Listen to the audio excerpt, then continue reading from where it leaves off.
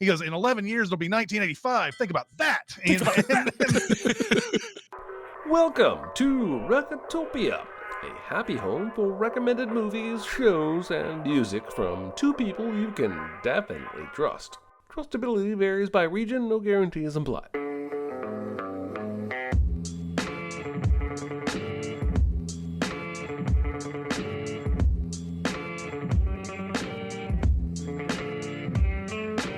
Now, here are your hosts, Chris Atkinson and Jeremy Scott. You say you don't want to tell me how to live my life. So what do you think you've been doing? You tell me what rights I've got or haven't got and what I owe to you for what you've done for me? Let me tell you something. I owe you nothing. Hello, everybody. This is Recotopia, episode 97. The big recommend today is going to be Guess Who's Coming to Dinner? Happy New Year to everybody. It's 2024. You guys remember when you were a child in the 80s and you were like, man, the year 2000 is a really futuristic year where we're going to have like flying cars and everything. It's going to be so crazy. It's going to be like Minority Report out there. And now it's 2024 and everything's exactly the same as it was.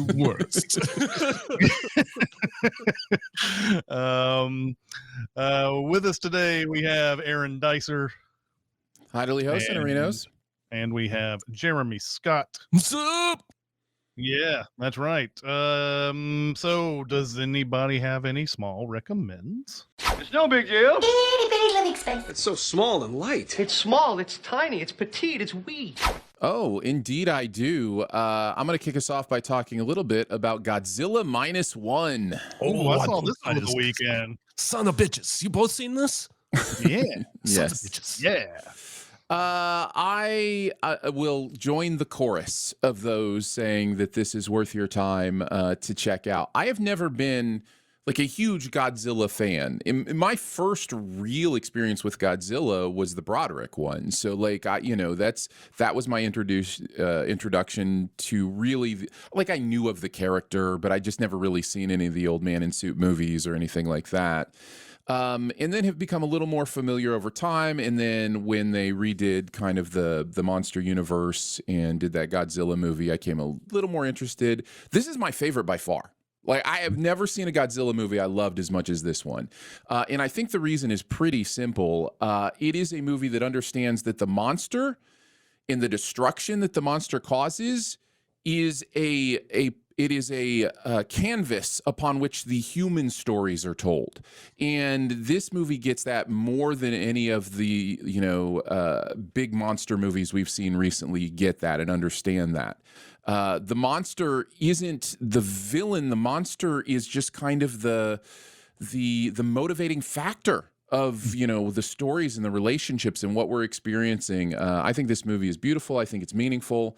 I think, the destruction parts are captivating and interesting and well done, but, this is about the human characters and what they're going through, and that stuff's really, really good here. So, yeah, I really, really dug Godzilla Minus One. It also has, like, a tiny budget, right? Like, for the visuals, like, I think I read that it just has a tiny budget. Like, if this was a Hollywood production, it would be a $250 million film, but they made it stretch. They made it work, and that's kind of a theme this year, right? Because that... Gareth Edwards movie, The Creator, also had a really small budget, but really high visuals. Anyway, I'm very excited for Godzilla Minus One. I've never been a big Godzilla fan either, but everything I read about this sounds amazing. It's probably my favorite Godzilla scene too, and it reminded me of the original, the very first one that came out, because it had other things in mind, even then. Because the 1954 version of it is all about someone who has created a weapon that can kill Godzilla, but he is torn about using it because he doesn't want governments getting a hold of that weapon. And it's very conscious, obviously, of the atomic bomb and everything, because it's only a few years after it was dropped. So, I really, really enjoyed it too. Second, that small recommend. What about you, Jeremy? I watched a little Netflix original film about a week and a half ago called Leave the World Behind with some pretty stars. Julia Roberts, Mahershala Ali, Ethan Hawke. sneaky Kevin Bacon cameo, like movie stealing Kevin Bacon cameo. But the first thing I want to tell you about this movie is that it is actively being review bombed by people who hate Barack Obama. They will openly tell you this if you look through some of the Google reviews, which are copy pasted. I read hundreds this morning, and they all said the same thing. Obama should stick to politics, etc. So if you rely I didn't even think Barack's performance was that bad in this movie. He's an executive producer, by the way, folks. And he and his wife have an overall production deal with Netflix. This is part of that. Anyway, if you look at Rotten Tomatoes, same thing. So don't trust the user reviews on this particular movie. There are 10,000 on Google. I looked at Saltburn. It barely has 1,000. So Leave the World Behind is being review bombed. I'm here to tell you it's pretty awesome. It's pretty interesting. One of the things that I like most about it is the vagueness of the apocalyptic event that's going on around them. There is an interpretation of the film, I think, that suggests they do tell you what's happening, but they don't really. Like, you could argue that the apocalyptic event is nuclear, is alien, is kaiju. That's not really what this movie is interested in. This movie is interested in human relationships, particularly new ones, and how they form in circumstances that are kind of beyond our control and dire. So this is more of a think piece. It's an actor's showcase. And I was just really riveted from beginning to end. This is another one of these movies that people are online like, ending of this movie explained. And I'm like, was the ending really all that big? It was. But while the movie does spare plenty of details, I think, the plot, what happens, is pretty straightforward and really interesting. I'm not seeing anything quite like this. So there you go. I love this movie. It's growing on me the more I think about it. Sam Esmail, who you may know better as the creator of Mr. Robot, which was a huge thing, has gone on to do some other shows, produce some stuff, and he's directing this.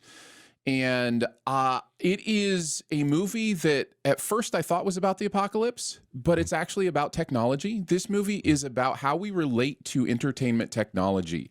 And there is scene after scene in this movie that asks us to ask the question, is entertainment through technology separating us from each other or bringing us together, or is it doing both? Is it a healing thing in our life that gives us space to, recuperate and, turn off a little bit? Or is it numbing us to the reality of what's going on around us? It asks those questions and lets us go, you know what? That's a nuanced answer. And I love the way this movie plays in those areas. I think the movie starts, if I'm remembering correctly, on a pan through, it starts with, a drone shot, and then it pans through the vehicle to all the participants in the vehicle and the different ways they're interacting with entertainment technology, totally separate from each other, having these completely separate experiences. And then the movie just goes from there and just really layers that theme in to the very ending, which is, again, about what does, technology mean to us and entertainment mean to us through technology. So, I found a lot to love about this, even beyond what I thought were great performances and the mystery. Had a really old school M. Night feel to it. Like this could have been like an M. Night movie, in that it's only interested in giving you the information you need at that moment to understand what the movie wants you to understand. I thought this was really, really well done. Aaron just hijacked my small recommend, everybody, to recommend even stronger than I did. That's what we do. Mine is American Fiction, the movie where Jeffrey Wright plays an author who he writes really good fiction, and as a statement on the world at large, doesn't sell very well. I've actually heard this from songwriters before around here, where they write stuff that they think is awesome, but it doesn't sell, so they have to, quote, dumb it down in order to get it sold. So he writes these books that don't sell, and he sees that there's this other author played by Issa Rae who is writing so-called black fiction, but has this perspective that is like, you know, is got street language in it, and it's like purposefully misspelled words and things like that in it. And when he hears her talk, read a passage from this book, and she's very well celebrated and everything, he thinks maybe as a joke, I'll just write a book that is completely just nonsensical, and try to make it and pass it off as real, like based on real life black experience, even though it's not. And he just writes this thing that starts off with my pathology, but then he quickly changes it to my pathology on the top of the book. And he starts writing all this stuff that's not true, but it's really based it on stuff that he's watching on TV, like The Wire and stuff like that. So he's like writing this book based on that. He thinks there's no way. This is kind of a joke. He writes this book, and he turns it into his publisher, John Ortiz, who's like, "There's no way I'm going to try to sell this book." He's like, "Look, just give it to a couple of guys. I know it probably won't sell, but I think this is funny, basically." And Ortiz, of course, immediately sells the book for $4 million or something. Like there's some insane amount of money. And now that it's selling, Jeffrey Wright has to become a different person and like hide his identity and and try to speak like somebody who's just come out of jail and all this other stuff to promote the book.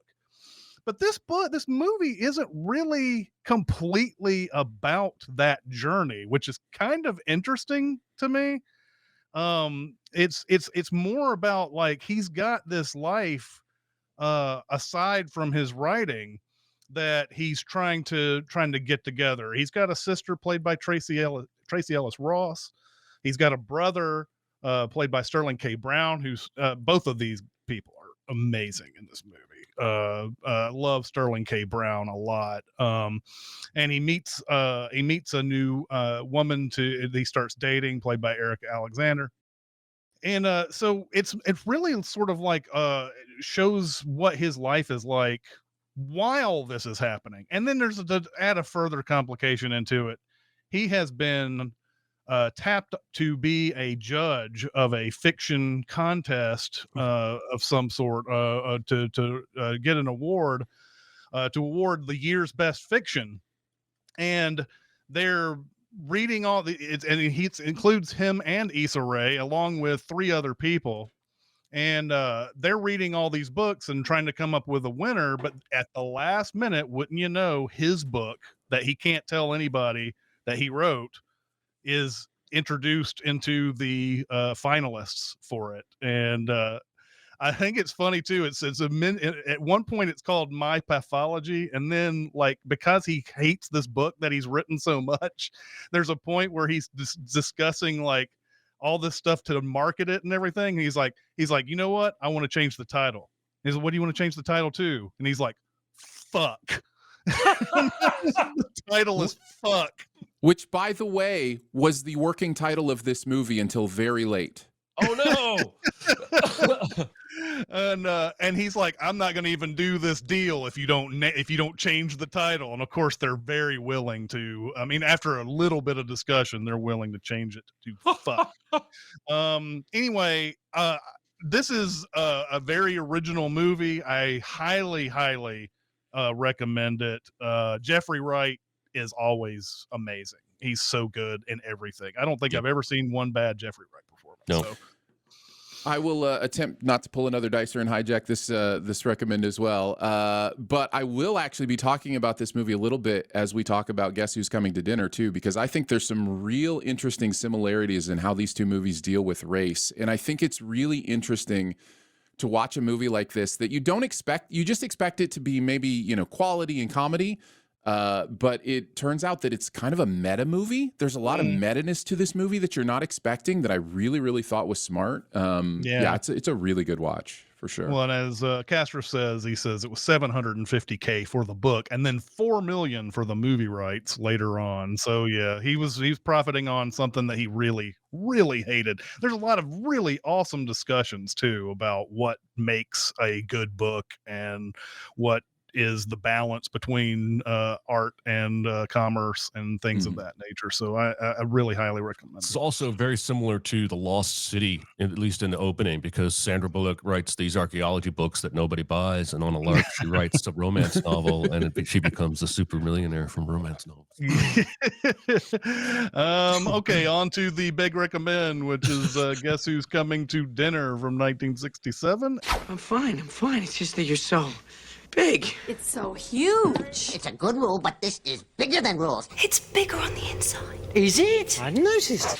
Aaron, you are our big recommend. Yeah. So, take it away. I'm really excited to talk about this movie.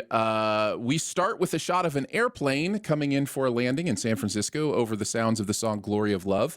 Glory of Love will be our constant companion through this movie. It is all throughout the score and as well even the soundtrack in another place. They depart the plane in San Francisco. It's John, who's played by Sidney Poitier, and Joanna, played by Catherine Houghton, an interracial couple. We join them as they walk into their mom's art gallery looking for her. She's not there. They play with a kinetic sculpture, and they're met by Hillary, who has a clear discomfort with something. What could it be? What could Hillary be discomforted by? They head to Joey's house where John meets Tilly, the house caretaker, who also has a clear discomfort with something. We will continue to flesh out these discomforts throughout the movie. We then, let's see, we cut to Joanna and Tilly in a heated conversation about how Tilly doesn't think John should be getting above his place. So we already have the racial conversation starting, different perspectives from different people. We then have her mom, Christina, coming home. Christina is played by Katharine Hepburn. And then we cut between Joey talking to her mom and John talking to his dad. Each of them are trying to figure out how to tell them that they are in an interracial relationship. It's at this point we find out that he's 37 and she's 23. Which, despite not passing the half plus 7 rule, is not the thing people seem to be focusing on in this movie. There's a half plus 7 rule? Yes. I've never heard of this. Oh, yeah, that's the thing. That is it. Oh, that's the rule. that's half new plus hotness, 7. is it? Yes. They have to be half your age plus 7 for you to date them, Oh, unless you're DiCaprio. Okay, all right. Yes. Specifically, Christina is in the midst of hearing about this amazing man from her daughter as he walks out, and she freezes up so much that Dr. Prentice gives her a fainting diagnosis. The dad arrives home. That is Matt, played by Spencer Tracy in his final role. In fact, he passed away just over 2 weeks after this movie stopped filming, I think. So it was very much his last movie. He's told there's a doctor in the house, so he has a nice conversation and just doesn't quite put 2 and 2 together until he's almost walking out and then realizes something else is going on. So instead of playing golf, he stays. Once John says that they want to get married, they begin having this conversation. John lays out that they want to marry quickly and want full approval immediately. We want it today. Matt calls off his golf game and then immediately calls in a background check on John. John finds a private audience with Matt and Christine and tells them something he's not telling Joanna, that the decision is actually theirs. They are going to be the ones who decide whether this marriage has happened because, in his opinion, it cannot work. If they are against it, it would break Joanna's heart too much. After he leaves, the background check comes in, and John is everything he said he was and more. They then look across to see them very happy together, having a good time and laughing, and the parents continue to ponder. Meanwhile, we cut to an impromptu dance party between 2 characters. We have no idea who they are and never see them again. We soon find out. We soon find out that they have not even slept together yet, and this is at John's insistence. Which I thought was bullshit, but anyway, go ahead. Well, it is funny in the fact that there is the "You're burning my shirt, mother" line at the end, which I thought was really funny. We then see John and Matt discussing music, sports, and children of interracial couples. They are getting into some serious conversation. We then find out that John's parents want to come into town, and Joanna, invites them to dinner because she just thinks everyone is dramatizing this whole situation. This is really easy to Joanna. She sees that there's no big deal here. So let's see. Joanna tells Tilly that they need more steaks, and then consequently invents Uber Eats to get them there in 1967. So that's always fun. Yeah. She says, call a taxi to get it here. That's right. It's Uber Eats. That's what I was saying.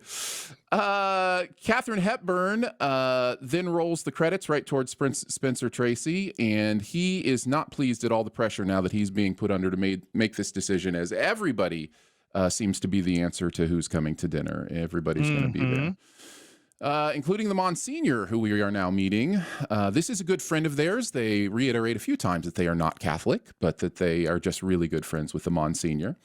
He drops by and has some few platitudes and good words to say about interracial couples. Hillary then drops by to commiserate with Katharine Hepburn. And Hepburn immediately fires her with an emphasis on the straight fire. Best scene in the movie. I watched this movie for the first time last year, and it was right after Sidney Poitier's death. Mm-hmm. And I rewound that scene to watch it again, and then on this viewing did the same exact thing, rewound the scene. So yeah. Matt and Christine then go out to get some fresh Oregon boysenberry sherbet. We then cut to Tilly confronting John now about finding out what Black Power really means. She's going to let him have it, if he's not in the right place. Then John backs into a black man who gets a standing ovation from the parking lot for chewing out Spencer Tracy. Then we cut to an Asian restaurant where Joey and John are getting dinner with a friend couple whilst a standing pianist, again, plays The Glory of Love. Back home now, a flustered Matt tells Christina that he's made up his mind and he will be saying no. Matt has made a decision. So she goes and cries at the Golden Gate Bridge. They meet John's family at the airport, and then they're also shocked to see the white girl. Meanwhile, Spencer Tracy is having a drink shaving session for some reason, and Katharine Hepburn lets him know how wrong she thinks he actually is. More conversations continue to happen. More depth is sought about the racial issues that are involved with different people sharing their opinions. The Monsignor and Christina, Tilly and Christina have a conversation. Matt and the Monsignor have a conversation. Then the dinner guests all arrive, and the moms excuse themselves to find that they are in the same position of wanting what's best for the kids. And the dads excuse themselves to find they are in the same position of thinking it's a terrible idea. John then has the conversations with each parent to hear their thoughts. B. Richards, an amazing actor in this movie. I found it interesting that neither of the black parents had names that I saw in the cast list. But B. Richards is so good in this. And then tells Spencer Tracy if he could just remember back to when he was horny. If you could just think back about, when you actually enjoyed sex. That's really what she says. That's really what she says. You don't remember what it's like to want a woman, essentially. Yeah. John then tells his dad to get him and his whole generation off of his back in a very powerful scene. Spencer Tracy then goes off to ponder at the Golden Gate Bridge before coming back in to deliver. Close to there. Yeah, it's right out there. It's right out their backyard. Before coming back in to deliver one of the most incredible moments of acting in the history of turning 24 still pictures in every second into the illusion of motion. All right, guys, what did you think of Guess Who's Coming to Dinner? Go ahead, Chris. I love this movie. I now having seen it twice. I loved it then too, but loved it the first time too. But there is one thing about this movie that I think it reminds me of the conditions in which Jackie Robinson was allowed to play Major League Baseball when they put Sidney Poitier in here, and the reason why I think them not having sex is bullshit is because it sounds like they're trying to make everything about him good and like everything is positive. There is absolutely no negative to this except for the fact that it's so fast, but like they make him the most decorated doctor ever in this thing. They, well, it's not about sex because they haven't had sex yet and he still wants to marry her. There's even a point too where they're like, where I think they're consciously making this movie knowing it's going to hit some very racist places, Mhm. and they don't want to make anything like, oh well, the only reason they're going out together is because of this reason or that reason or whatever. I think when they introduced that one younger black woman into the movie and show Sidney Poitier going, ooh, look at her, I wonder where she'll be later. It's not just something where it's like, oh, he only likes white women or something like that, which is, I feel like that's the reason why they parade that character in there. There's really no other reason That that I character's can really think out of. of place. Yeah. Yeah. Yeah, I it's a don't nothing. know if there's any real reason for that other than that. That said, all of the everything around this movie is amazing. I would have liked to have seen it though if it were somebody who weren't so perfect, being the husband in this thing. So I would have liked to have seen that, but you're talking about 1967. A lot of things happened in 1967, which I'll let you get to, Dicer, if you were going to get to those notes. But a lot of things Whoever happened. wants to talk about it, but yeah, that was Well, a the really Loving big versus year. Virginia Yeah. thing happens like right after this movie is released. Not because of this movie being released, but it happens just a couple of days or something. It's like not long after. Well, there's a couple interesting things that are negated from this movie, like almost immediately. There's a line about what you're doing would be illegal in 14 states or whatever it was. Well, that line was wrong by the time the movie came out because of that court case. And then also they talk about inviting Martin Luther King Jr. to the dinner, and he died. Was assassinated before the movie came out, or maybe while it was still in theaters. I think actually, it was while it was in theater, and they cut that scene out after that. So yeah, it was really interesting. Can you imagine Chris being a projectionist and getting a call from the studio saying, "Okay, we need you to go to reel 4, look for this. Well, you gotta cut this scene." Yeah, I mean, that's a very difficult cut to make, but I imagine they had it where it was like, go to this exact spot here and count a certain amount of frames and so on and so forth. They did that before with something I can't remember when I was working. I mean, the easiest ones were like when you had to pull off reel 6 and put on a new reel 6, the end of the last reel, because they did something with the credits or something like that. But there were times you had to go and cut, like they did that with the program. Remember that, where the people were there was that railroad scene and people actually emulated it, so they had to cut that railroad scene out and everything. Program, man. Yeah, Not all about that movie. but anyway, Craig Sheffer's in that movie, isn't he? Yes, he is. Yeah. He's in everything in the early 90s. He was. This was my first time watching this movie. I have a lot of thoughts. Almost all of them are great. But this movie has lived in my head, have not seen it, as a comedy. I feel like history and society has told me this is a comedy. Maybe that's because in the reversed remake, it has Ashton Kutcher in it and he doesn't make a lot of serious films. I don't know. Even if you just Google says that this movie is a comedy thriller, which when I saw that, I was like, ooh, somebody's going to get knifed. But no, this is a straight up, I think this is a straight up drama. Thriller, that's for sure. I don't know what that's all about. Yeah. I think this is a straight up drama that has a couple of really funny moments. But I went in expecting a comedy. And so when I started seeing all this powerful acting, I was surprised. I said that Hepburn firing Hillary is the best scene in the movie. I think that's true. Second best scene in the movie is the final speech by Spencer Tracy, which I wrote should be required viewing for acting students. But a close second and a half best scene is that speech he gives his father. I mean, he screams, "I owe you nothing. If you'd carried that bag a million miles, it would have been because that's what you were supposed to do." I was really moved by all the acting, and I was really surprised by how nuanced all of the writing was, being that it was in the 60s. And I'll never be able to watch this movie in the context of living in the 60s where interracial marriage was recently illegal, but it still feels like it would play largely this way today in a lot of cases, in a lot of households. which just shows how, little we've come, and despite how far we've come. Yeah. Go ahead. It's also weird, by the way, that Poitier was not nominated for anything that came out in 1967. Not this movie, not In the Heat of the Night, and there's To Sir with Love too, which is a lesser movie to those two. But he had been nominated before, and he'd won for Lilies of the Field.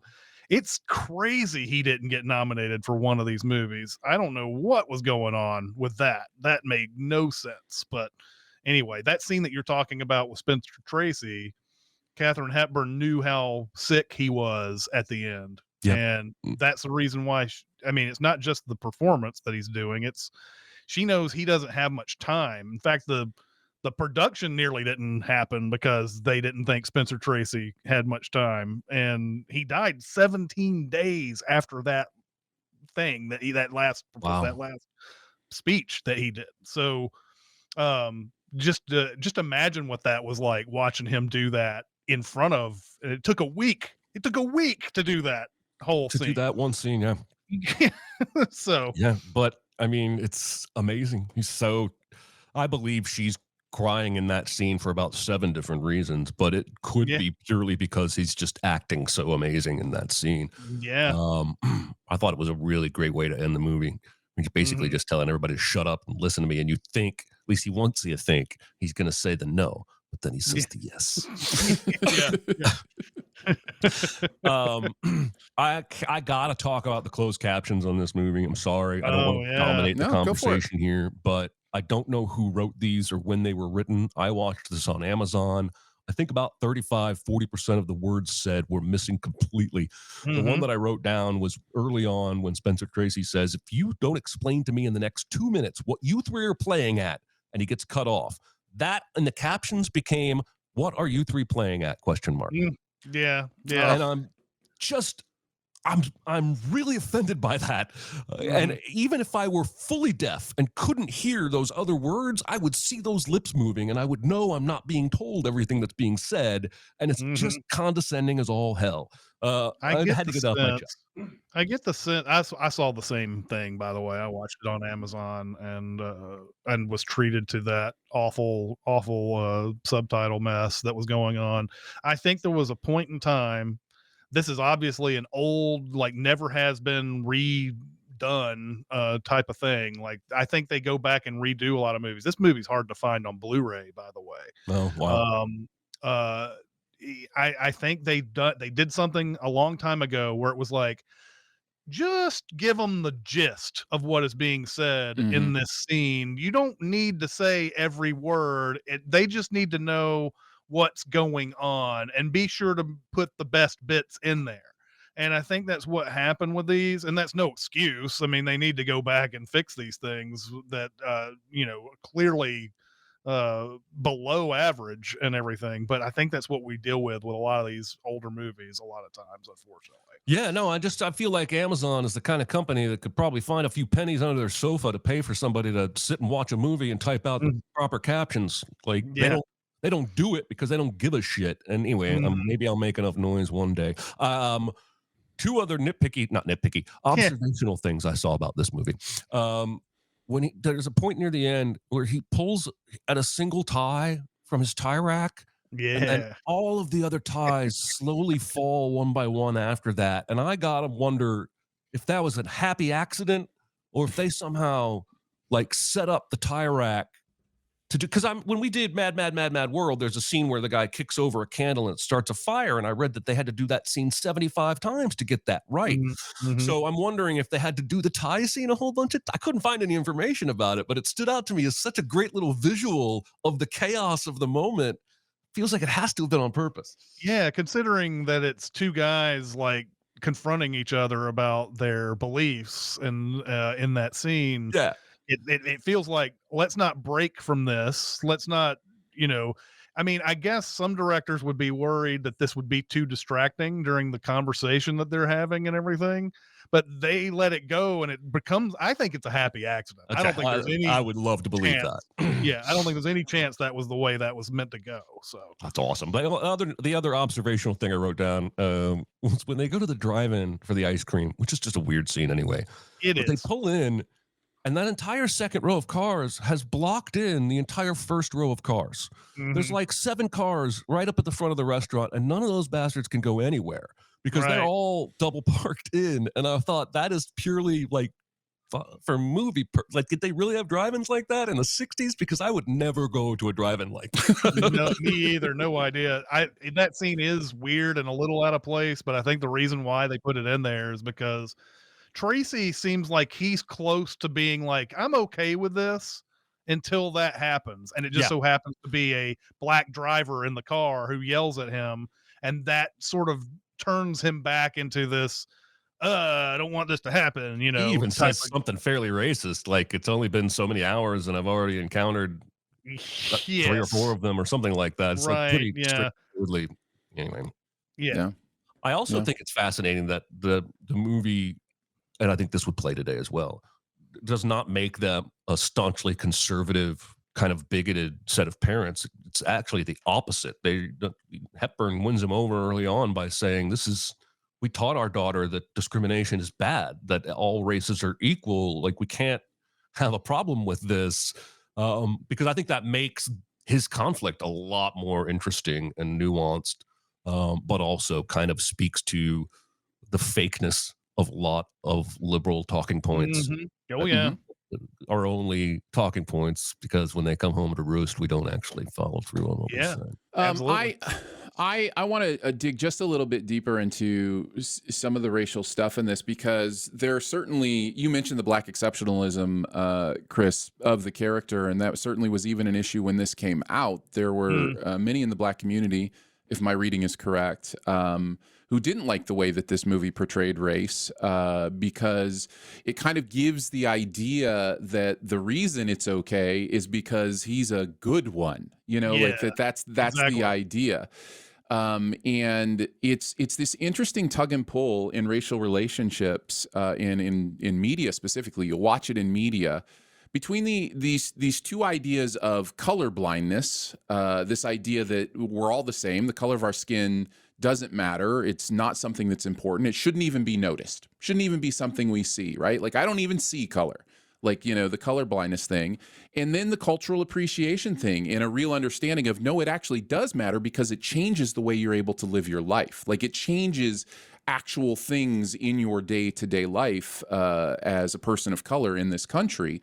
And so that has, there's an understanding of, you know, if you're espousing color blindness, then you are pretending that the issue is solved, right? Like, that there's this thing. So this movie, like, I think John even has a line to this. He says something like, you think of yourself as a colored man, I think of myself as a man. Yeah. That's a beautiful line. That's a beautiful perspective, but it plays into that color blindness idea. Like, this idea, it's no big deal. It's not something. This is kind of the Joanna perspective, right? This isn't a big deal. This is just two people, you know, getting married, and there's some real beauty there. But if it's not balanced with this other idea, then we're completely out of balance. It's one of the reasons I think American Fiction is a really good tie-in with this movie, because American Fiction, you would think from the presentation of it, the marketing of it, that it's about this idea of black culture as a thing about gangs or drugs or slavery, right? Like, those are the three things.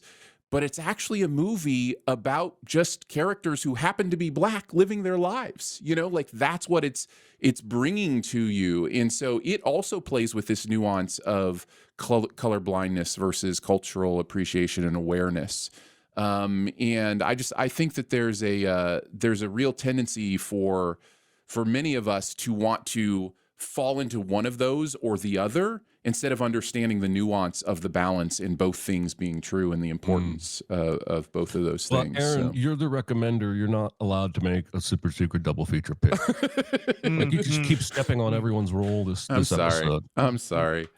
I also my one other big thing, and this is from this viewing of this movie that I think I realized. Yeah, I don't think this movie is about racism. I know that's a really interesting thing to say. I think this movie is about love is love. I think if you look at that last speech, it is all about the idea that love is love no matter who it's between. You could substitute this movie to be about a homosexual couple. You could substitute this movie to be about anything. The answer is love, and what are we doing? Like that could be about Brad who plays his guitar in the garage all day. Yeah. Sure. So I think race is kind of the canvas upon which we are telling a story about love and about, whose right is it to say, what two human beings can't love each other. So that's, something else that kind of popped out to me on this one. So, yeah. All right. Well, it is time for the super secret double feature on this one. Be very, very quiet. Secret? What secret? Our dirty little secret. I tell you something I've never told anyone. All right. This is something I think we should address. I think we should probably all bring two moving forward in case one of us takes the other ones. So I wrote down three because I wasn't sure if Chris's would be the same as mine, and I may step on Chris's right now, doubly so, because I sat on the birdcage for a really long time for the very reasons you were just talking about, Aaron, where it's about love is love, and the parents, on both sides sort of having to make their peace with a relationship they don't necessarily at the outset approve of. But I felt like, oddly, given what I just said and your big speech there about love is love, I ultimately felt like I had to connect it to race somehow. Sure. And so I went with, this was already been mentioned in the comments, I went with Get Out. Not because it is playing with all of the same plot details. We do have an interracial couple and an odd set of parents who are liberal that are super comfortable with it.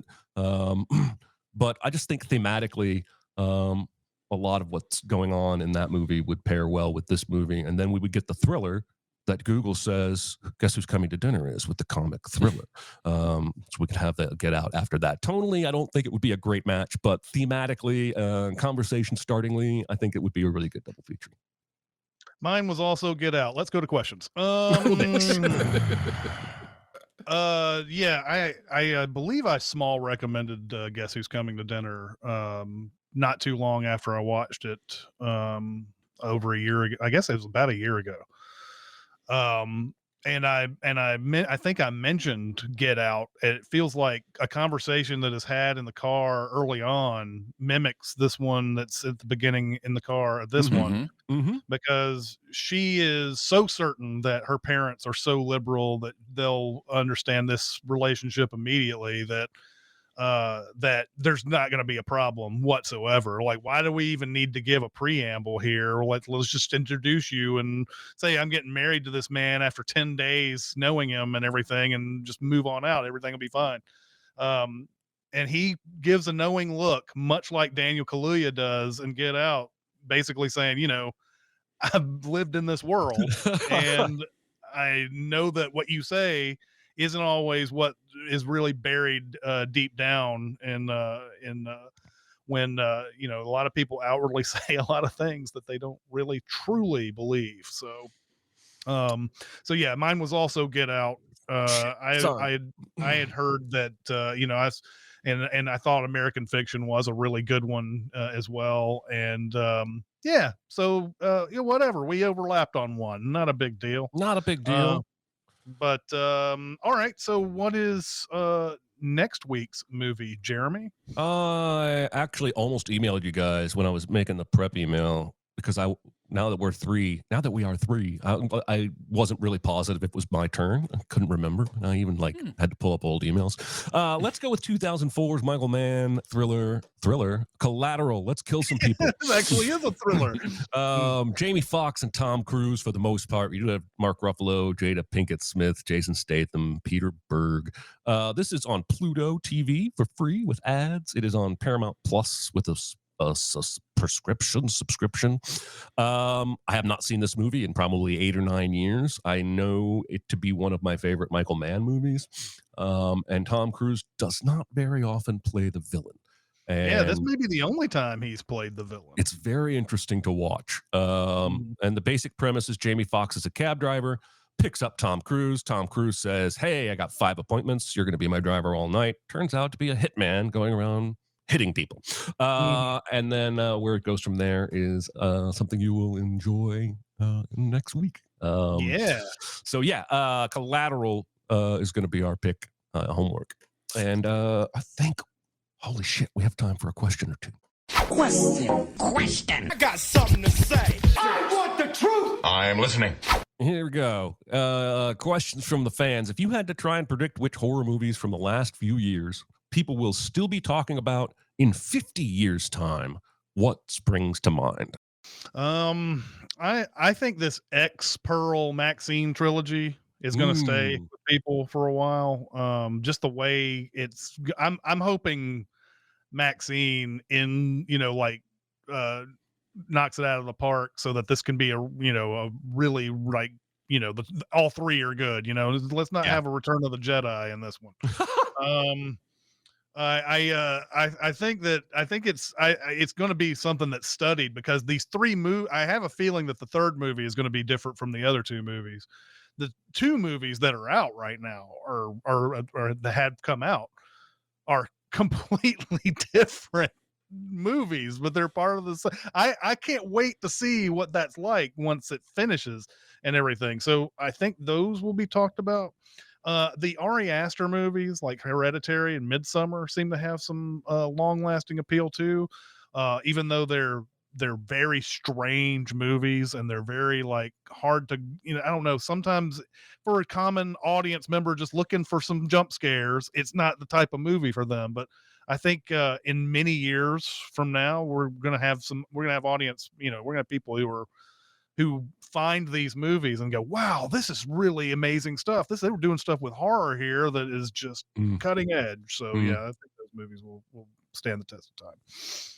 Aaron? I found this question extremely difficult, mainly because I'm not a horror aficionado, so it's hard for me to understand the context. So my brain basically went back and was like, okay, so if someone asked this question in 1973, they, what is still being talked about today that was already out in 73? And it just seemed like the really successful franchises continue to, linger in people's consciousness in big, meaningful movies. Those are the two kind of things. So I'm thinking, okay, so 2073. So I went with The Conjuring. I just think The Conjuring is such a well-made film and, has a big universe attached to it now and everything. I can see 50 years from now, people still talking about The Conjuring and in those movies.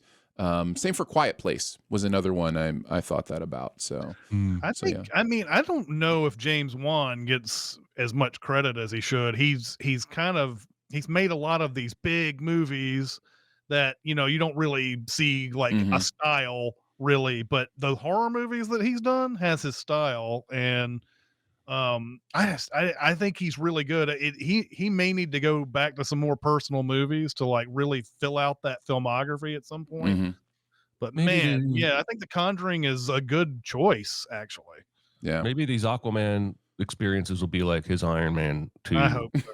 And like Favreau, he'll go make his chef and refine his. Okay, so one I have is a prediction. Just because I think this is fun, because there's really no way to know, right? There's no way to know what's going to be, Evil Dead in 40 years.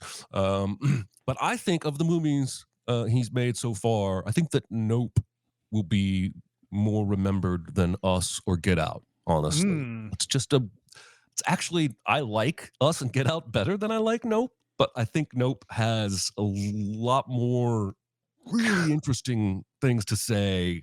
Yeah. If you put those movies under a microscope, I think, literally, I think looking at Nope under a microscope would be insanity, going crazy. But then I just wanted to shout out One Cut of the Dead. It was one of my favorite movies. Yeah. I feel like a few generations of film students sees that movie, and it will definitely become a cult classic. I do hope that movie gets seen by more people over I like over that the idea. years. And you know, at some point, have you done that since I was gone? Did you do One Cut of the Dead? No. Okay. No, Well, maybe be that should be one of your is it hard to find it? I don't know about that. I did buy the Blu-ray when I watched it, but it was on Shudder at one point. Yeah, need to do that one at some point probably. But yeah, it's on the Roku channel right now. Yeah. Okay. Got time for another question? We do. Let's do one more and then we'll go to lunch. Will we go to lunch? What is your favorite line reading by an actor that takes an otherwise boring line and makes it magical via their delivery? I've said this one, I think, a few times. I know I've said it to people before outside of the podcast, but in the movie Role Models, there's a part where Sean William Scott has sex with one of the camp counselors or whatever they're at. They've taken all these, you know, these kids that they shepherd or whatever out into do camping or whatever, and he finds this one camp counselor that he likes, and they have sex or whatever, and then he's like on a whole bunch of stuff, and he like passes out and outside, and he's completely naked, and everybody wakes up and they see him on the ground just lying naked on the ground. And David Wayne, the guy who directed the movie, has a small role in there. He says that's a classic case of guy on the ground. And I just love it so much. It's so silly. And then there's a line in Session 9 where David Caruso says, "Hey, fuck you," or whatever. The camera zooms in on him and everything. It's just batshit insane for what it's like. It comes out of nowhere. So I love that line reading as well. I just went with everything Jeff Bridges says in The Big Lebowski. Yeah. I think his line readings in that movie are so good throughout. For specificness, I did pull out "That's Just Like Your Opinion, Man." Yeah, the way he says it, it's just like your opinion, man. Like it's so good. Mm-hmm. Yeah, I really love him in that movie, and I think he makes that dialogue just sing. So, well, speaking of Jeff Bridges, Castrif in the chat says Tony Stark was able to build this in a cave with a bunch of scraps. That's a great There's also delivery. Jeff Bridges. I'm going with Billy Crudup in Almost Famous when he's at that house party on drugs and the kid says, "Do you want to watch me feed a mouse to my snake?" And Billy Crudup goes, "Yes." And it's the most, I don't know how he conveys 7 emotions with a single word, but he's excited, surprised, shocked. He's happy. great at line delivery, man. He's the best thing about the morning show. Like his line deliveries on that show are so good. Even in Star Trek 2009, when he's the bad guy, he says that line, "Hello, Christopher," and it's just fucking menacing, even though he's just saying hello to Christopher. What man, what makes that line and almost go ahead. What makes that line in Almost Famous so good is that he goes through that wild druggy rant that he's like, you know, this is real, you're real, you know, and he's like, and like all this stuff, you know, blah blah blah, it's real, none of that other stuff and everything. And he goes, in 11 years it'll be 1985. Think about that. And then the guy goes, "Do you want to see me feed a mouse to my snake?" Right after. Oh, by the way, like, yeah. I just confused Billy Crudup and Eric Bana. Eric Bana's the one in Star Trek 2009, but that I is was wondering about that. I hadn't seen Star Trek in a while, so I was like, I have confused those two actors since the day they first came on the scene, constantly for no good reason. All right, well, Chris, why don't you wrap us up? All right, that will do it for this episode. Thank you, guys. Thank you, chat, for coming out here. You had a lot of very thoughtful things during our discussion today. Don't believe for 1 minute that didn't go unnoticed. Thank you so much for coming out and watching us today. Next week will be Collateral. That is a really good movie. I can't wait to rewatch it. But that's going to do it for this week, guys. So we'll see you next time. See ya. Bye.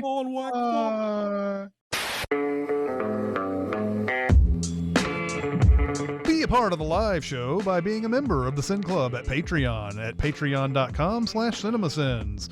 Chat with us on the Cinemasins Discord at discord.gg/cinemasins or Cinemasins Twitter at Cinemasins, and email any comments or questions to Recotopia at cinemasins.com. That's RECOTOPIA at cinemasins.com.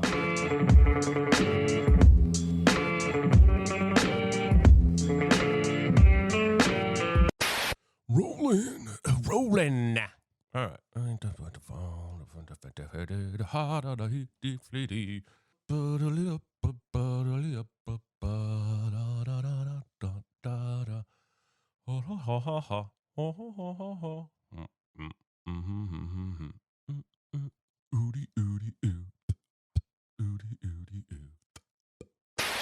Hi. Hi, kids. Campers. I have a new conspiracy theory. You want to hear it? Sure. For most of our marriage, my wife and I have shopped at Publix. The three main options for groceries here are Kroger, Publix, and Walmart. I'm not going to shop at Walmart. Publix has generally higher prices, but better fresh produce, things like that. More polite people who are in focus and not blurry. But I go to Starbucks inside of a Kroger almost every morning that's near here. And I said something to my wife a few months ago about how much bigger the sushi selection is at Kroger than the one at Publix is. And so we decided to do one of our shops at Kroger so she could get the Kroger sushi, and she loved it. So now we're shopping at Kroger about once a week. And every single time I am hit with an unquenchable thirst before we are done checking out. Like, to the point where last Friday, Thursday, whenever we went, I went and bought a bottle of water while my wife was checking out and self-scanned myself out so that I could have my thirst refreshed on the way home. That has never happened at Publix in 15 years of shopping, but it has happened like 6 times in a row. I've been at Kroger, and before we check out, I am massively thirsty. So you think that they're pumping in chemicals or intentionally making the air dry so that shoppers will be thirsty and buy something before they check out. That this is not unprecedented because Dasani puts like a certain amount of like salt in their bottled water because it increases your thirst. So while they're quenching your thirst, they're increasing it so you'll drink another Dasani. So I'm just curious. I mean, it could just be that the air is drier in there or something, something to do with the AC system, but it's not a coincidence. That place makes me thirsty, and Publix does not. These pretzels are making me thirsty. My favorite thing about that episode is everybody's attempt at that line, especially Kramer's, because his is the worst.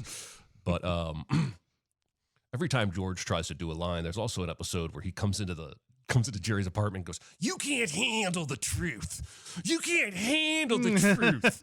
I'm working on my Jack Nicholson," and it's terrible. One thing I didn't realize about Seinfeld back in the day, at the time I was watching it full on, and I don't know if this, I think it's because I didn't know who Wayne Knight was, really. Like, I had seen him in movies before, but when Seinfeld came around, I didn't put the connections together. But there are 2 incredible movie spoofs that they do in Seinfeld that involve movies that he was in. Like the JFK one and the Basic Instinct one. And I think he's prominently in those scenes that are spoofing the movies too. So it's especially he's prominent in both of them, but that Basic Instinct one where he's like, "It's very hot in here, isn't it? Very hot," you know. And like Jerry just casually sips a mug root beer. Actually, I'm quite fine.